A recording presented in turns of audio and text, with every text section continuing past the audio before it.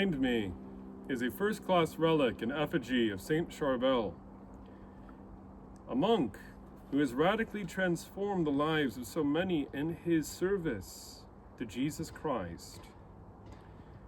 In the 19th century, in the 1800s, born originally under the name Yosef, he in his life demonstrated, of course, extraordinary miracles, but also too advocated through acts of kindness and of service for a form of evangelism that united both warring feuds between Muslims and persecuted Christians in his native land of Lebanon. In the year 1899, a bright light appeared over his tomb, leading many to open it. And of course, in the year 1950, his tomb was reopened, and in many eyewitnesses, his body was seen incorrupt.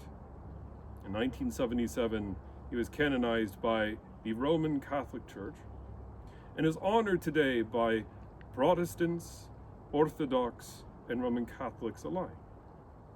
To this day, he is among those saints honored for many numerous favors of healing, and yet if we asked Yosef, if we asked Charbel, truly, from whence comes this dazzling, healing light? He would say it comes from Jesus Christ, his Lord and our Lord, his God and our God. In this age of profound division, in this age where there is also warring feuds and persecutions, in this time when hearts are often heavy and laden with burdens and cares, may the memory of Charbel and his holy intercession now before the throne of Jesus Christ be for us a sign of God's continuing favor and love.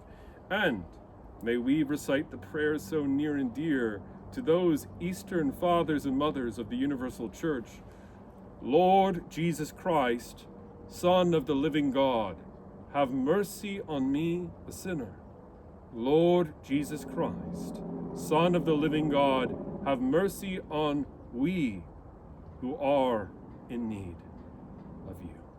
In the name of the Father, and of the Son, and of the Holy Ghost. Amen.